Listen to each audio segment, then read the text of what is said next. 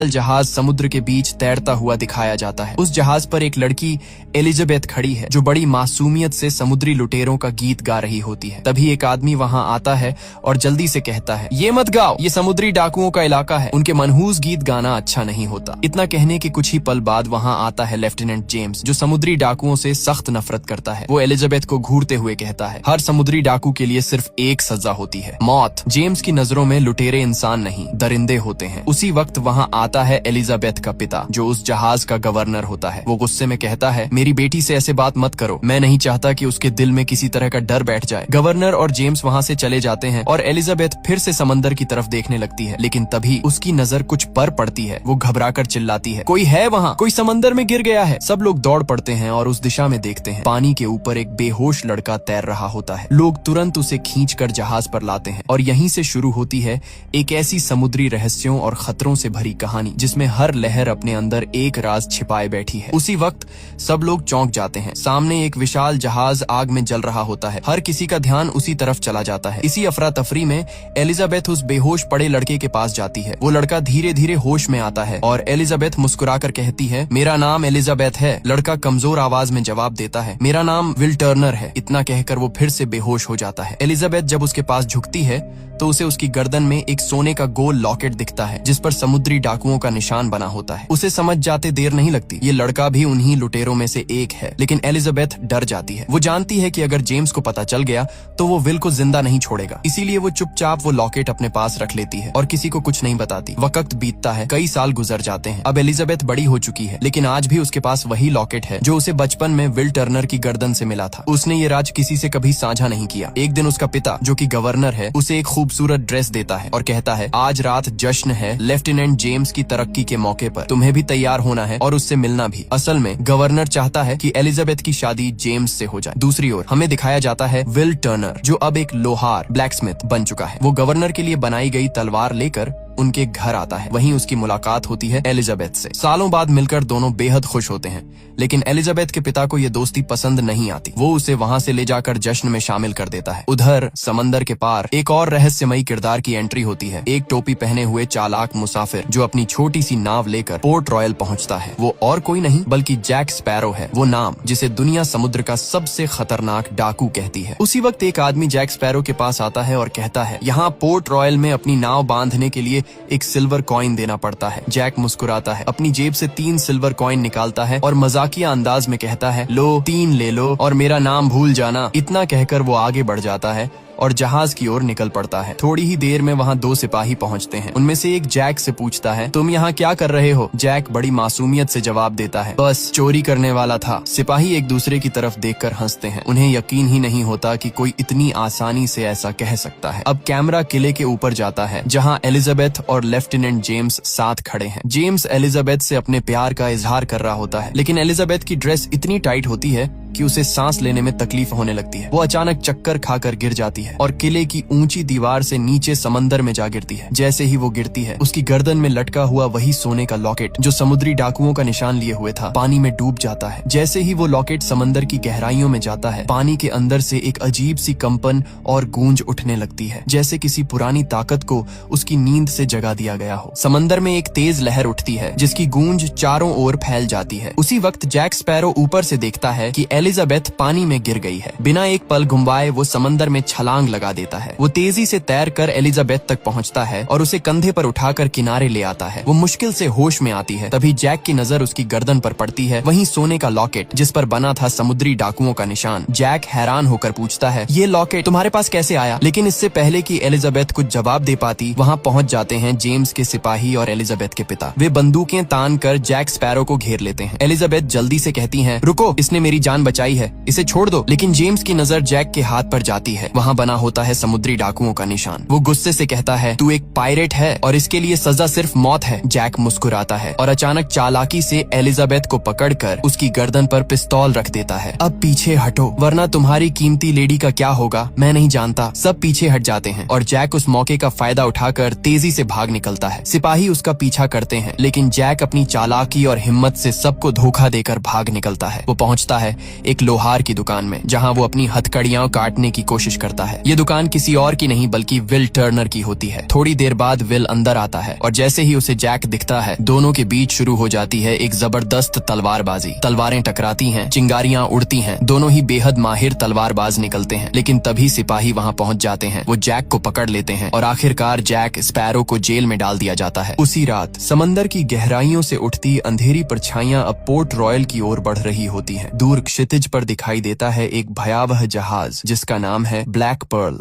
असल में जब एलिजाबेथ समंदर में गिरी थी, तब उसके लॉकेट यानी समुद्री डाकुओं के सोने के सिक्के से एक अजीब सी कंपन और लहरें पूरे समंदर में फैल गई थीं। उन्हीं लहरों ने ब्लैक पर्ल के समुद्री डाकुओं को ये संकेत दिया कि उनका खोया हुआ खजाना यहीं पोर्ट रॉयल में है। और फिर ब्लैक पर्ल के डाकू आधी रात को हमला कर देते हैं। तोपों की आवाज गूंज उठती है, लोग चीखते हुए भाग रहे हैं, पूरा बंदरगाह आग और तबाही में बदल जाता है। इसी दौरान कुछ डाकू उस कमरे तक पहुंच जाते हैं जहां एलिजाबेथ छिपी होती है। वो दरवाजा तोड़कर अंदर घुसते हैं और चिल्लाते हैं, हमारी चीज हमें वापस दो, वो सोने का सिक्का कहाँ है? एलिजाबेथ डर तो जाती है लेकिन हिम्मत दिखाते हुए कहती है, मैं तुम्हारे मुखिया से बात करना चाहती हूँ। डाकू रुक जाते हैं क्योंकि उनके नियम के अनुसार अगर कोई उनके कप्तान से मिलने की मांग करे तो उसे मौका दिया जाता है। इसलिए वो एलिजाबेथ को पकड़कर अपने जहाज ब्लैक पर्ल पर ले जाते हैं। अगली सुबह जब विल टर्नर को पता चलता है कि एलिजाबेथ को समुद्री डाकू उठा ले गए हैं, वो भागा हुआ गवर्नर और जेम्स के पास पहुंचता है। वो कहता है, हमें कुछ करना होगा, एलिजाबेथ खतरे में है। लेकिन कोई उसकी बात नहीं सुनता क्योंकि सब उसे सिर्फ एक लोहार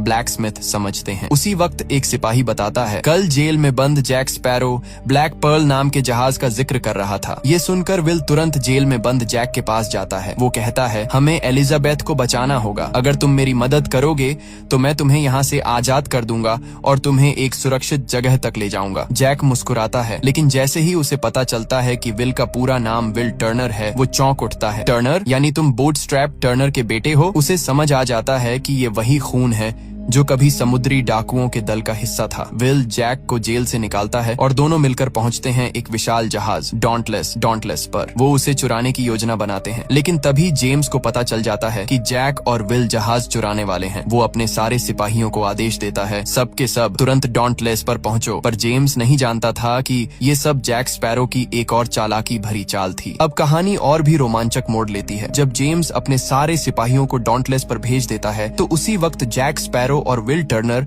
चुपके से एक और जहाज इंटरसेप्टर पर चढ़ जाते हैं। सबकी नजरों के सामने बिना किसी डर के दोनों उस जहाज को चुरा लेते हैं और समंदर की लहरों में निकल पड़ते हैं। रास्ते में विल हैरानी से पूछता है, जब तुम्हें मेरा नाम पता चला तब तुमने मेरी मदद करने का फैसला क्यों किया? जैक मुस्कुराता है और जवाब देता है, क्योंकि तुम एक लोहार के बेटे नहीं हो, तुम एक समुद्री डाकू के बेटे हो। तुम्हारे पिता का नाम था बूटस्ट्रैप टर्नर, जो कभी ब्लैक पर्ल जहाज के दल का हिस्सा था। ये सुनकर विल सन्न रह जाता है। जिस पिता को वो हमेशा एक साधारण आदमी समझता था, वो असल में एक भयभीत करने वाला समुद्री डाकू निकला। थोड़ी देर बाद दोनों एक टापू आइलैंड पर पहुंचते हैं, जहां जैक अपने पुराने साथियों से मिलता है। वो कहता है, हमें ब्लैक पर्ल तक पहुंचना होगा, हम वहां के कप्तान हेक्टर बारबोसा से सौदा करेंगे और सही वक्त पर उसका जहाज छीन लेंगे। विल थोड़ा घबरा कर कहता है, बारबोसा कभी हमें ब्लैक पर्ल नहीं देगा। जैक आंखों में चालाक चमक के साथ कहता है, दे देगा, क्योंकि उसे चाहिए बूटस्ट्रैप टर्नर का बेटा। विल टर्नर, हम उसे तुम देंगे और बदले में लेंगे ब्लैक पर्ल। उधर ब्लैक पर्ल पर एलिजाबेथ को कैप्टन बारबोसा के सामने लाया जाता है। वो गुस्से में कहती है, मैंने तुम्हें तुम्हारा सोने का सिक्का लौटा दिया है, अब मुझे जाने दो।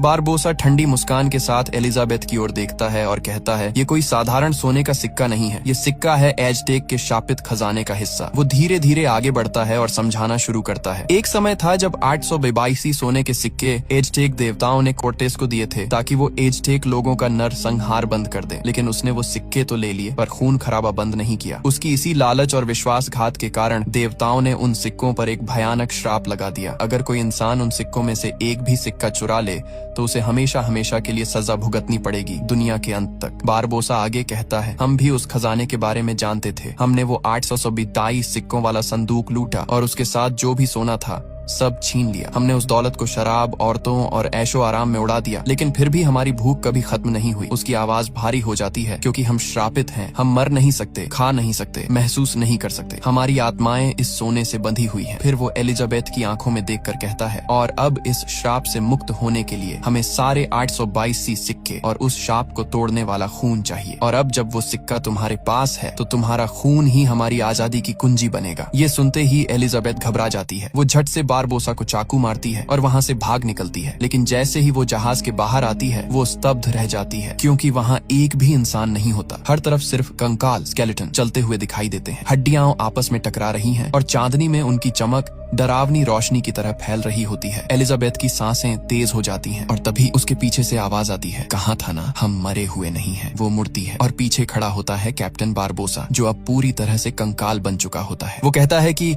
मैं कई सालों से प्यासा हूँ लेकिन अपनी प्यास बुझा नहीं सकता। कई सालों से भूखा हूँ लेकिन मेरी भूख खत्म नहीं होती। मैं कई सालों से मरना चाहता हूँ लेकिन मर नहीं सकता। मुझे अब कुछ महसूस नहीं होता। बस अब मैं इस श्राप से मुक्त होना चाहता हूँ, हमेशा के लिए आजाद होना चाहता हूँ। इतना कहते ही बारबोसा भी चांदनी में आता है और अपने साथियों की तरह कंकाल बन जाता है। दूसरी तरफ जैक स्पैरो और उसके साथी दिखाए जाते हैं जो अपने जहाज से ब्लैक पर्ल की तरफ बढ़ रहे हैं। इसी दौरान विल को जैक का दोस्त बताता है कि जैक स्पैरो कभी ब्लैक पर्ल का कप्तान हुआ करता था, लेकिन उसके अपने ही साथियों ने उसके साथ धोखा किया और उसे एक वीरान टापू पर मरने के लिए छोड़ दिया। मगर जैक किसी तरह वहां से बच निकला और अब बारबोसा से बदला लेना चाहता है, जो अब ब्लैक पर्ल का कप्तान है। इधर बारबोसा उस गुफा में पहुंचता है जहां 881 सोने के सिक्के रखे हुए हैं। वो कहता है, हमने वो सारे सिक्के वापस रख दिए जो हमने खर्च किए थे। अब बस आखिरी सिक्का लौटाना है ताकि हम इस श्राप से आजाद हो सकें। तभी जैक स्पैरो और विल भी वहां पहुंच जाते हैं। बारबोसा एलिजाबेथ का हाथ काटकर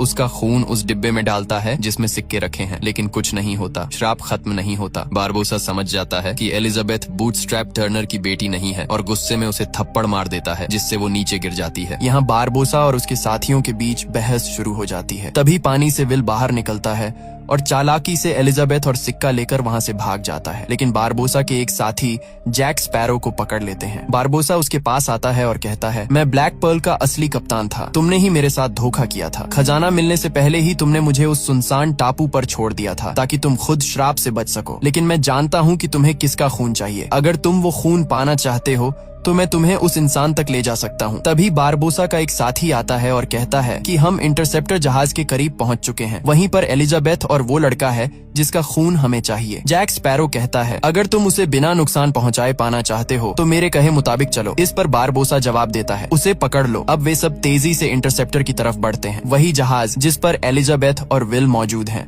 उन्हें अब पता चल चुका था कि बारबोसा को विल का खून चाहिए, क्योंकि विल का पिता एक समुद्री डाकू था। दोनों पूरी कोशिश करते हैं कि अपने जहाज को ब्लैक पर्ल से बचा सकें, लेकिन अपनी पूरी कोशिशों के बावजूद वे असफल हो जाते हैं। बारबोसा अब सभी को कैद कर लेता है और उसे पता चल जाता है कि बूटस्ट्रैप टर्नर का बेटा असल में विल टर्नर ही है, जो अब उनके कब्जे में है। इसके बाद बारबोसा सबसे पहले एलिजाबेथ को पानी में फेंक देता है। फिर वह जैक स्पैरो की ओर देखकर कहता है, शायद तुम भूल गए हो, ये वही द्वीप है जहां मैंने तुम्हें पिछली बार छोड़ा था, लेकिन इस बार तुम बच नहीं पाओगे। इतना कहकर बारबोसा जैक स्पैरो को भी समुद्र में फेंक देता है। एलिजाबेथ और जैक फिर से उसी सुनसान द्वीप पर फंस जाते हैं जहाँ पहले जैक फंसा था। वहाँ पर जैक का पुराना शराब का जखीरा भी होता है, जिसे अगले दिन एलिजाबेथ जला देती है ताकि धुआं और आग देखकर कोई जहाज उन्हें देख सके। जल्द ही आग की लपटें देखकर एक जहाज उनकी तरफ आता है। उस पर जेम्स और एलिजाबेथ के पिता मौजूद होते हैं। वो दोनों जैक स्पैरो और एलिजाबेथ को उस द्वीप से निकालकर अपने जहाज पर ले आते हैं। वहीं एलिजाबेथ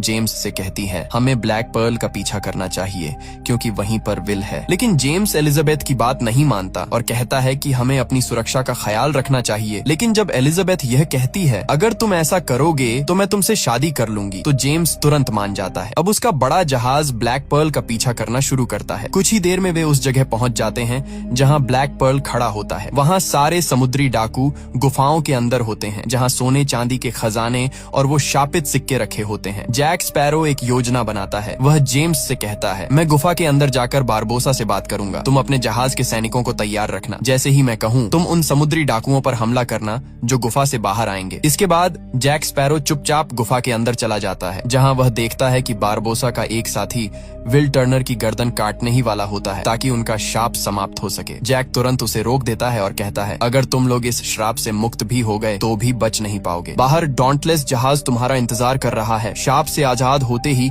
जब तुम आम कपड़ों में निकलोगे तो जेम्स और उसके सिपाहियों ने तुम्हें मार डालना तय कर रखा है। इसीलिए योजना सीधी है, पहले डॉन्टलेस को जब्त करो। एक जहाज तुम्हारा, एक जहाज हमारे पास, ताकत दोगुनी। मुझे ब्लैक पर्ल का कप्तान बना दो। मैं हमेशा तुम्हारे अधीन काम करूंगा और जो लूट मैं करूंगा उसका 10% तुम्हें दूंगा। समझो कि जैक एक सिक्का उनके खजाने से चुराता है और अगर वे आखिरी सिक्का भी निकाल दें तो भी उस शाप से वे कभी मुक्त नहीं होंगे। बारबोसा जैक की बात से सहमत हो जाता है और अपने सारे समुद्री डाकुओं को भेज देता है। चांदनी में उनका असली रूप सामने आता है, हड्डियों के कंकाल। रात होते ही वे सोल्जरों पर हावी हो जाते हैं और जहाज का कब्जा कर लेते हैं। वहीं गुफ्त में जैक स्पैरो और बारबोसा के बीच भयंकर टकराव शुरू होता है, मगर बारबोसा अब इंसान नहीं रहा। लड़ाई में दरारें, चिंगारियां और समुद्र की चीखें एक हो जाती हैं। हर कदम पर खतरा, हर मोड़ पर धोखा, और तुम्हें अब या तो जीतना होगा या फिर शाप की काली छाया के सामने आत्मसमर्पण कर देना होगा। बारबोसा को मारा नहीं जा सकता था। लड़ाई के दौरान वह अपनी तलवार सीधा जैक स्पैरो के शरीर के आर पार कर देता है, मगर तभी जैक चांदनी में आता है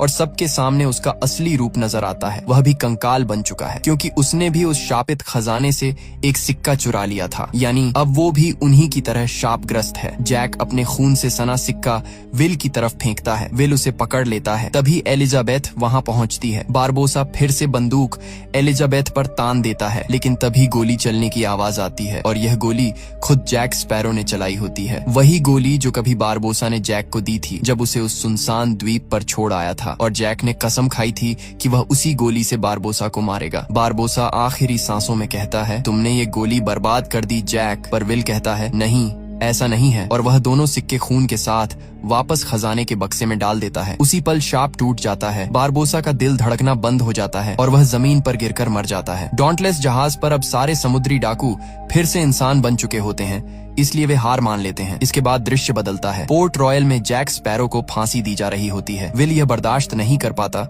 और एलिजाबेथ उसके पिता और जेम्स के सामने जाकर कहता है, मैंने कभी नहीं कहा, लेकिन मैं तुमसे बहुत प्यार करता हूँ। ये कहकर वह उस जगह भागता है जहाँ जैक को फांसी दी जा रही होती है और एन वक्त पर उसे बचा लेता है। लेकिन तभी जेम्स के सिपाही चारों ओर से उन्हें घेर लेते हैं। एलिजाबेथ और उसके पिता भी वहाँ पहुँचते हैं और सबके सामने एलिजाबेथ कहती है, मैं भी तुमसे प्यार करती हूँ विल। उधर जैक को पास ही अपने तोते को उड़ता हुआ दिखता है। वह समझ जाता है कि उसके साथी पास ही हैं, इसलिए वह किले की ऊंची दीवार से कूदकर सीधे समुद्र में जा गिरता है और तभी लहरों के बीच से ब्लैक पर्ल जहाज दिखाई देता है। उसका अपना जहाज। उसके साथी उसे लेने आ चुके हैं। ऊपर किले में जेम्स विल को माफ कर देता है और एलिजाबेथ के पिता भी दोनों की शादी के लिए राजी हो जाते हैं। अंत में हम देखते हैं जैक स्पैरो ब्लैक पर्ल के डेक पर खड़ा है।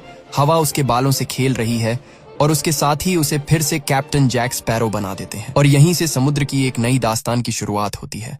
ये कहानी पिछली फिल्म के आगे से शुरू होती है, जहां बिल और एलिजाबेथ की शादी का दिन होता है, लेकिन तभी वहां आ पहुंचता है ईस्ट इंडिया कंपनी का चेयरमैन लॉर्ड कटलर बेकट। आते ही वो एलिजाबेथ और विल दोनों को गिरफ्तार करवा देता है, क्योंकि उन्होंने जैक स्पैरो को भागने में मदद की थी। उसके पास जेम्स नॉरिंगटन को गिरफ्तार करने का वारंट भी था, क्योंकि वो अपना काम ठीक से नहीं कर पाया था। लेकिन जेम्स उससे पहले ही समुद्र में कूद जाता है और खुद जैक स्पैरो को पकड़ने के लिए निकल पड़ता है, अपनी नौकरी से इस्तीफा देकर। अब विल और एलिजाबेथ को उनके गुनाह की सजा के तौर पर मौत दी जानी थी, लेकिन अगले दिन कटलर बेकट विल को बुलाता है और उससे एक सौदा करता है। वह कहता है, जैक स्पैरो के पास एक कंपास है जो किसी दिशा की ओर नहीं बल्कि उस चीज की ओर इशारा करता है जो इंसान के दिल में सबसे ज्यादा चाह होती है। वो कंपास मुझे लाकर दो, बदले में मैं तुम्हें और एलिजाबेथ को माफ कर दूंगा। विल एलिजाबेथ से विदा लेता है और जैक स्पैरो को ढूंढने निकल जाता है। दूसरी तरफ जैक स्पैरो अपने जहाज ब्लैक पर्ल पर दिखाई देता है। वह एक अनजान द्वीप से एक कपड़े का टुकड़ा लाया होता है जिस पर एक चाबी की तस्वीर बनी होती है। जैक अपने साथियों से कहता है, इस चाबी से एक डिब्बा खुलेगा जिसमें कोई बहुत कीमती चीज छिपी है, हमें वो चाबी ढूंढनी होगी। लेकिन उसकी बातों से साफ झलकता है कि वह अपने साथियों को बेवकूफ बना रहा है। असल में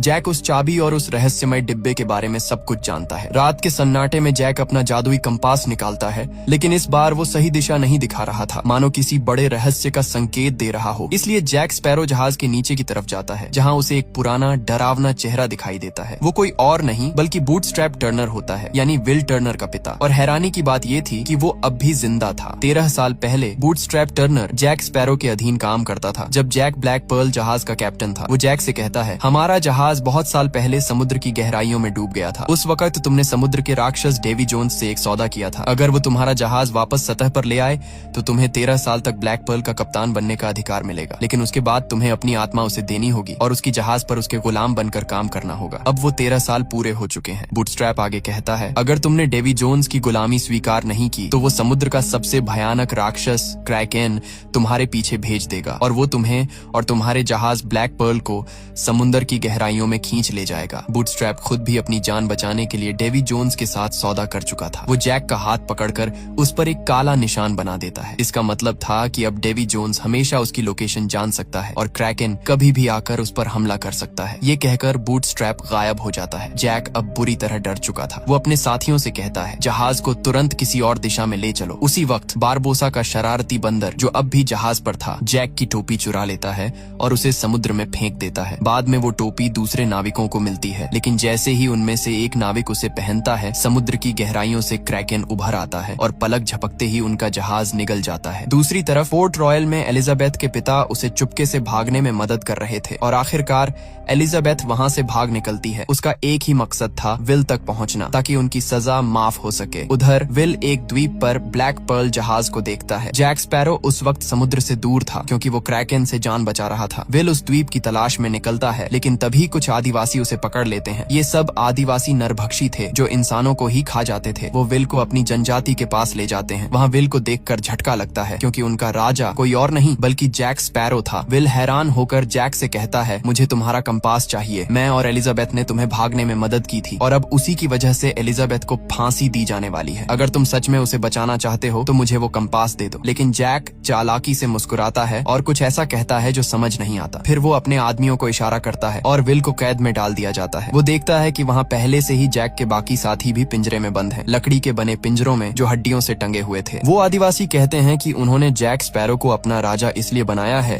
क्योंकि उनके मुताबिक जैक के अंदर कोई पवित्र आत्मा है जिसे मुक्त करना जरूरी है। लेकिन मुक्त करने का उनका मतलब था उसे खा जाना, यानी अब वो जैक की बलि देने की तैयारी कर रहे थे। सारे आदिवासी मिलकर जैक को मारने की रस्म की तैयारी करने लगते हैं। तभी एक आदिवासी वहाँ आता है और कहता है कि जो लोग पिंजरे में बंद थे, यानी जैक के साथी, वो सब भागने की कोशिश कर रहे हैं। ये सुनते ही पूरी जनजाति उन्हें पकड़ने के लिए वहाँ से निकल जाती है। इस मौके का फायदा उठाकर जैक भी अपनी जान बचाने के लिए भाग निकलता है। काफी मुश्किलों और चालाकी से रास्ता बनाते हुए जैक, विल और बाकी साथी किसी तरह ब्लैक पर्ल जहाज तक पहुंच जाते हैं और उस श्रापित द्वीप से निकल भागते हैं। जहाज पर पहुंचते ही जैक विल को बताता है, लॉर्ड कटलर को मेरे कंपास से मतलब नहीं है। असल में वो उस खजाने को चाहता है जिसकी दिशा ये कंपास दिखा सकता है, लेकिन उस खजाने तक पहुंचने के लिए हमें पहले उसकी चाबी ढूंढनी होगी और इसके लिए हमें मिलना होगा टिया डालमा से। थोड़ी देर बाद सब लोग टिया डालमा के घर पहुंचते हैं, जो एक रहस्यमयी जादूगरनी होती है, वही औरत जिसने जैक को उसका जादुई कंपास दिया था। टिया डालमा समझाती है, ये कंपास किसी दिशा को नहीं दिखाता, बल्कि वो दिखाता है जिसकी इंसान के दिल में सबसे गहरी चाह होती है। लेकिन जैक के मन में उस चाबी को ढूंढने की सच्ची इच्छा नहीं थी, इसलिए कंपास उसे रास्ता नहीं दिखा रहा था। फिर टिया डालमा एक और बड़ा राज बताती है, जिस संदूक को तुम ढूंढ रहे हो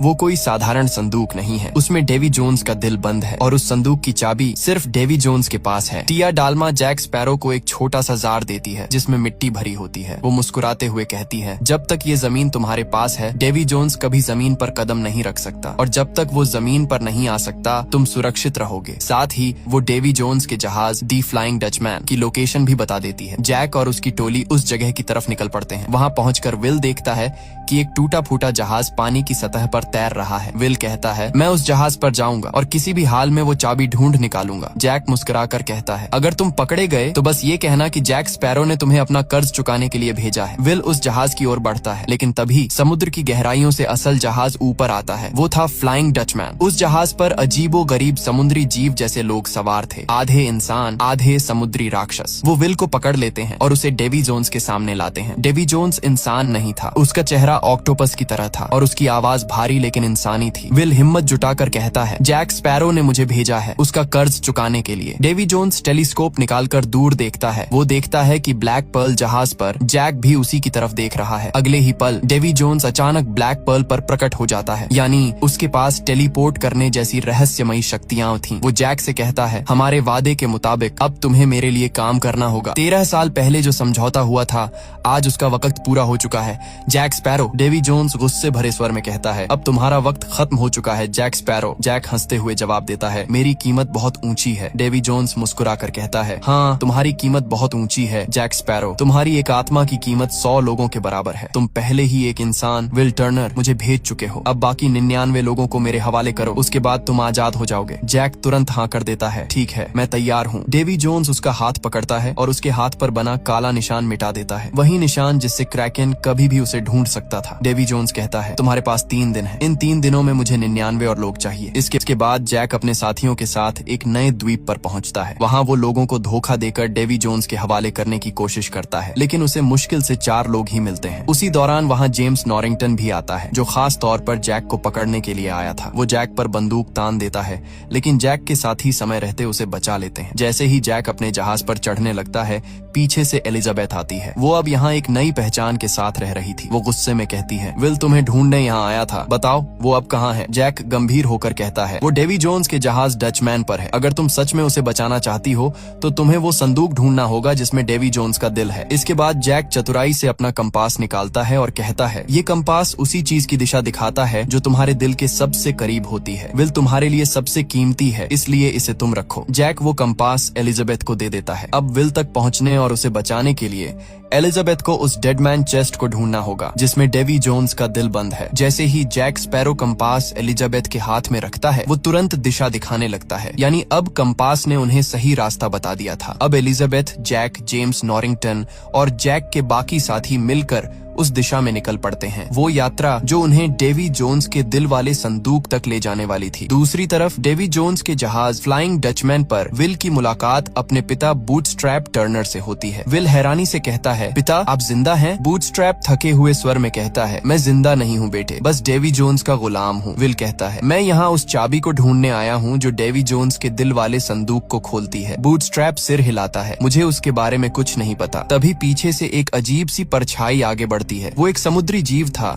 जो कभी इंसान रहा होगा। वो कहता है, डेवी जोन्स वो चाबी हमेशा अपने पास रखता है, अपने गले में। अब विल और उसका पिता जहाज के एक और हिस्से में जाते हैं जहां डेवी जोन्स के गुलाम एक अजीब खेल खेल रहे थे। वो खेल पासे डाइस का था, लेकिन यहाँ दांव पर पैसे नहीं, जिंदगी के साल लगाए जा रहे थे। विल आगे बढ़कर कहता है, मैं भी ये खेल खेलना चाहता हूँ, लेकिन तुम्हारे खिलाफ डेवी जोन्स। अगले ही पल डेवी जोन्स वहाँ आ जाता है और अपनी ठंडी आवाज में पूछता है, और क्या दांव लगाना चाहते हो विल टर्नर? विल दृढ़ता से जवाब देता है, मैं अपनी पूरी जिंदगी दांव पर लगाऊंगा और बदले में तुम्हें भी वो चाबी दांव पर लगानी होगी। डेवी जोन्स कुछ पल सोचता है, फिर धीरे धीरे अपने गले से चाबी निकालता है, वही चाबी जो डेड मैन चेस्ट को खोल सकती थी। अब खेल शुरू होता है। डेवी जोन्स और विल टर्नर के बीच पासे फेंके जाते हैं, दांव बढ़ता जाता है। तभी बूटस्ट्रैप टर्नर भी वहाँ पहुँचता है और खेल में शामिल हो जाता है, लेकिन जब वो देखता है कि उसका बेटा विल हारने वाला है तो वो अपने बेटे को बचाने के लिए झूठ बोल देता है। वो पासों का गलत नंबर बताता है ताकि विल बच सके, लेकिन डेवी जोन्स बहुत चालाक था। वो तुरंत समझ जाता है कि बूटस्ट्रैप टर्नर ने झूठ बोला है। वो गुस्से में उठकर उसका पासा जांचता है और ठंडी आवाज में कहता है, तुमने मुझे धोखा दिया है। अब तुम्हारी सजा यही है कि तुम अपनी बाकी जिंदगी इसी जहाज पर बिताओगे, हमेशा के लिए मेरे गुलाम बनकर। डेवी जोन्स वहाँ से चला जाता है, लेकिन अब विल को सब समझ आ चुका था। उसे पता चल गया था कि वो चाबी कहाँ रखता है। रात में उसका पिता धीरे से उसके पास आता है और कहता है, बेटे अब जब तुम्हें पता है कि चाबी कहाँ है तो मैं बाकी सबका ध्यान भटकाऊंगा। तुम उस वक्त डेवी जोन्स के पास जाओ, वो अभी सो रहा होगा, उससे वो चाबी चुरा लाओ। विल अपने पिता की बात मान लेता है। धीरे धीरे वो डेवी जोन्स के कमरे में पहुंचता है और बड़ी सावधानी से उसके गले से वो चाबी निकाल लेता है। वो दौड़कर वहाँ से भाग जाता है। अगली सुबह जब डेवी जोन्स उठता है तो उसे गले में चाबी नहीं मिलती, सिर्फ एक कपड़ा मिलता है जिस पर चाबी की तस्वीर छपी होती है। वो गुस्से में दहाड़ता है और अपनी टोली से कहता है, उसने चाबी चुरा ली है, अब हमें उसी द्वीप की ओर जाना होगा जहाँ वो संदूक है जिसमें मेरा दिल छिपा है। अब फ्लाइंग डचमैन जहाज उसी दिशा में बढ़ने लगता है। उधर उसी द्वीप पर जैक स्पैरो और एलिजाबेथ पहले ही पहुंच चुके होते हैं। दोनों मिलकर जमीन खोदते हैं और वहाँ से वो रहस्यमयी संदूक निकाल लेते हैं, वही संदूक जिसमें डेवी जोन्स का दिल धड़क रहा था। थोड़ी देर बाद विल टर्नर भी वहाँ पहुंच जाता जाता है। अब उस संदूक को लेकर तीनों के बीच झगड़ा शुरू हो जाता है। जैक स्पैरो, जेम्स नॉरिंगटन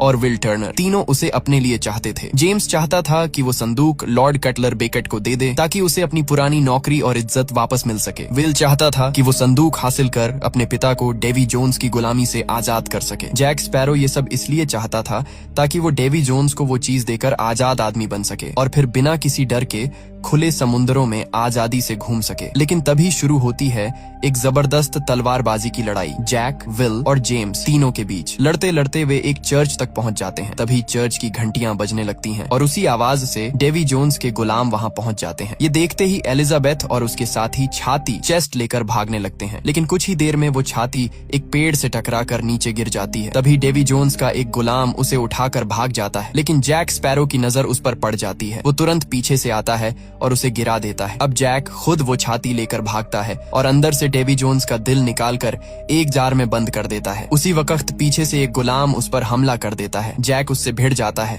पर तभी और भी डेवी जोन्स के गुलाम वहां आ धमकते हैं। अब चारों तरफ से वो घिर चुके हैं। जेम्स कहता है, जब तक ये छाती हमारे पास है वो हमें कभी नहीं छोड़ेंगे। अब देरी मत करो, यहाँ से निकलो। और वो खुद छाती लेकर भाग पड़ता है, लेकिन डेवी जोन्स के गुलाम उसे पकड़ लेते हैं और छाती उससे छीन लेते हैं। जेम्स किसी तरह जान बचाकर भाग निकलता है और डेवी जोन्स के सारे गुलाम वो छाती लेकर चले जाते हैं। अब जैक, विल और उनके बाकी साथी ब्लैक पर्ल जहाज पर लौट आते हैं अगली चाल की तैयारी में। डेवी जोन्स का जहाज समंदर की गहराइयों से निकल कर आता है, लेकिन ब्लैक पर्ल जो दुनिया का सबसे तेज जहाज है उसे बहुत पीछे छोड़ देता है। विल कहता है, अगर हम उन्हें पीछे छोड़ सकते हैं तो उनसे लड़ भी सकते हैं। जैक मुस्कुराते हुए कहता है, लड़ने की जरूरत ही क्या है, हमारे पास वो जार है जिसमें डेवी जोन्स का दिल है, हम उससे सौदा कर सकते हैं। तभी अचानक एक जोरदार धमाका होता है और जहाज को झटका लगता है। वो जार टूट जाता है। जैक नीचे झांकता है, दिल गायब है। विल घबराकर कहता है, क्रैकन ने हमला किया है, वो समंदर का सबसे बड़ा राक्षस है, डेवी जोन्स ने उसे हमें मारने के लिए भेजा है। अब क्रैकन पूरे जहाज पर हमला करने लगता है। जैक मौका देखकर अपनी नाव में भाग निकलता है। उधर बाकी सब लोग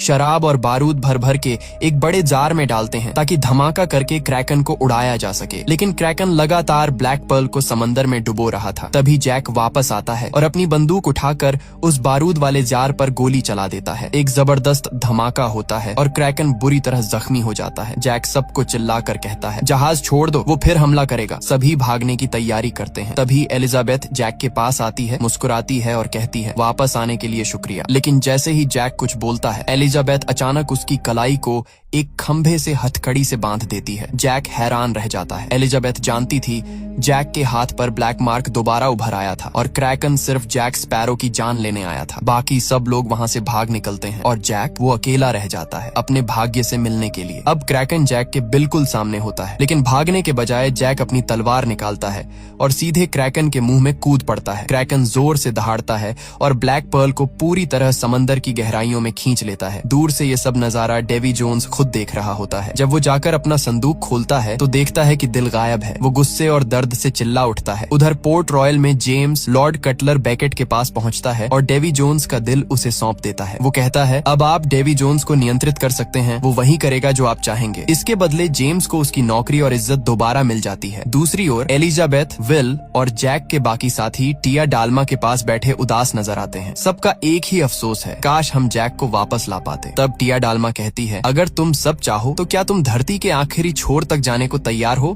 ताकि जैक और ब्लैक पर्ल को वापस लाया जा सके? सभी एक साथ कहते हैं हाँ, और तभी अचानक दरवाजा खुलता है और सामने खड़ा होता है कैप्टन बारबोसा। वो हंसते हुए कहता है, अब बताओ मेरा ब्लैक पर्ल कहाँ है? और इसी के साथ Pirates of the Caribbean the Dead Man's Chest की कहानी यहाँ खत्म होती है।